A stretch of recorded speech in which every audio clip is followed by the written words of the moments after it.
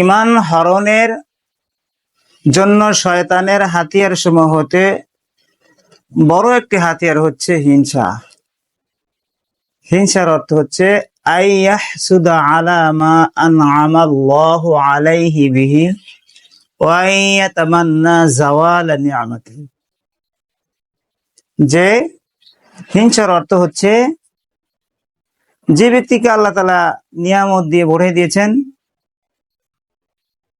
অগাধ নিয়ামতের অধিকারী, তার নিয়ামতের প্রতি হিংসা করা, যে আল্লাহ তাআলা তাকে এত নিয়ামত কেন দিন, এবং তার নিয়ামত ধ্বংস হওয়ার জন্য কামনা করা, এটিকে বলা হয় হিংসা।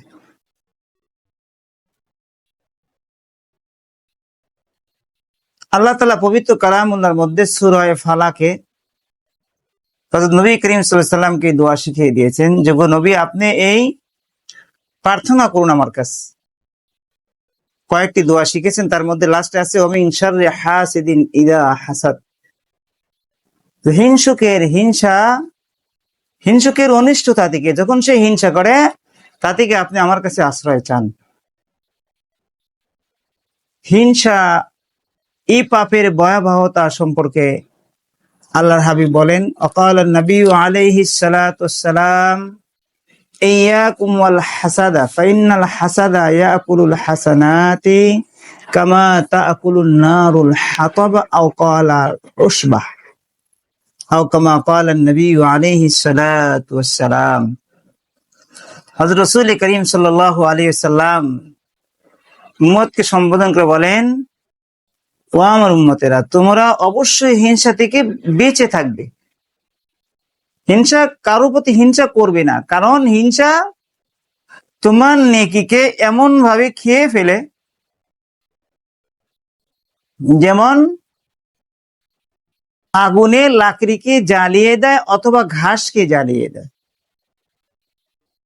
তো হিংসা এমনই ভাবে নেকিকে জ্বালিয়ে দেয়। আল্লাহর হাবিব আরো বলেন, লা ইয়াজালু নাস ফি খায়রিন মা লাম ইয়াতাহাসাদু। মানুষ সর্বদা কল্যাণের মধ্যে থাকবে যতক্ষণ পরস্পর একে অপরের প্রতি হিংসা না করবে। আল্লাহর হাবিব হযরত রাসূল করিম সাল্লাল্লাহু আলাইহি সাল্লাম আরো ইরশাদ করেন, ইন্নাল হাসাদা ইতফু নূরাল হাসানাত। মানুষ যখন হিংসা করে, তো ঈমানের যে একটি নেক আমলের যে একটি নূর আছে, সেই নূরটা কে নিভিয়ে দেয়। সে নূর আর মানুষের ঈমান অন্তরের মধ্যে থাকে না। আল্লাহর হাবিব হযরত রাসূল করিম সাল্লাল্লাহু আলাইহি সাল্লাম বলেন, লা ইয়াজতামিয়ান ফি কলবি আবদিন আল ঈমান ওয়াল হাসাদ। ঈমান এবং হিংসা একত্রিত হতে পারে না মুমিনের অন্তরের মধ্যে। অর্থাৎ মুমিন যখন মুমিন থাকে, তখন সে হিংসুক হতে পারে না, আর হিংসুক যখন হিংসা করে, তখন তার মধ্যে ঈমান থাকে না, পরিপূর্ণ ঈমান থাকে না। আল্লাহ রাসূল সাল্লাল্লাহু আলাইহি ওয়াসাল্লাম একদিন ইরশাদ করলেন যে তোমরা কি জান্নাতি লোক দেখতে চাও? সাহাবাকে বললেন অবশ্যই। তো কিছুক্ষণের মধ্যে এক আনসারী সাহাবী আসলেন। ওযু করার পরেই তিনি এসেছেন, যার কারণে ওযু অঙ্গ থেকে ওযুর পানিগুলা টপকে টপকে পড়তেছিল। দ্বিতীয় দিন, তৃতীয় দিনও আবার রাসূল করিম সাল্লাল্লাহু আলাইহি ওয়াসাল্লাম ওইভাবে বললেন। আমরা হুজুরের দরবারে বসেছিলাম, তোমরা কি জান্নাতি লোক দেখতে চাও? ঠিক একই ভাবে ওই লোকটি বারবার আসতেছে। এরপরে আব্দুল্লাহ ইবনে ওমর রাদিয়াল্লাহু তাআলা আনহু লোকটির পিছে গেলেন। যাওয়ার পর তার বাসায় 3 দিন পর্যন্ত থাকলেন, কিন্তু ওই রকম বড় ধরনের কোনো আমল তার থেকে দেখলেন না। চলে আসার সময় বলতেছেন, আমি আপনার কাছে এসেছিলাম, রাসূল সাল্লাল্লাহু আলাইহি ওয়াসাল্লাম আপনার সম্পর্কে এরকম সুসংবাদ দিয়েছেন, তো আপনি কি বিশেষ আমল করেন সেটি জানার জন্য এসেছিলাম। তো আমি তো আপনার মধ্যে এরকম বড় ধরনের কোনো আমল দেখলাম না। আপনি শুধু সারা রাত জাগেন না, ফজর নামাজ এবং ঈশার নামাজ জামাতের সাথে পড়েন, এতটুকু। তো আপনি বিশেষ কি আমল করেন? সাহাবী বললেন, আমি তেমন কিছু বিশেষ আমল করি না, যেমন আপনি দেখেছেন যেমনটি।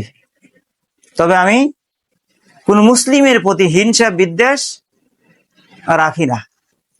কোন মুসলিমের প্রতি হিংসা বিদ্বেষ রাখি না, আমি কারোর প্রতি আমি হিংসা করি না।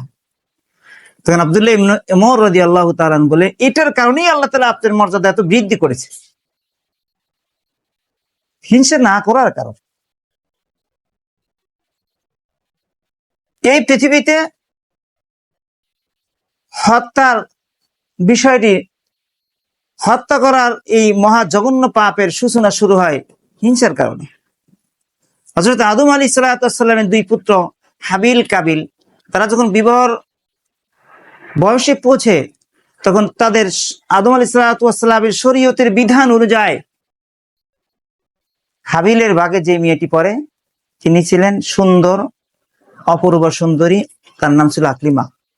আর কাবিলের ভাগে যেটি পড়ে সেটি ছিল লিউজা, তার নাম ছিল, সে ছিল অসুন্দরী। কিন্তু আদম আলাইহিস সালামের শরীয়তকে অমান্য করে কাবিলে বলল যে আমি ওই সুন্দরী আকলিমাকেই বিবাহ করবো, অথচ শরীয়তে, তাদের শরীয়তে এটা নিষিদ্ধ ছিল।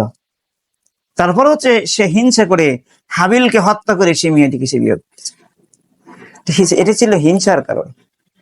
তো হিংসার কারণে মানুষ বড় ধরনের পাপ করতেছে। এই হিংসা নামক এই বড় পাপের এই পথ দ্বারা মানুষের ঈমানকে হরণ করতেছে শয়তান। আল্লাহ তাআলা আমাদেরকে সকলকে হিংসা নামের মহা বড় পাপ থেকে আল্লাহ তাআলা আমাদেরকে হেফাজত করুক, আমিন।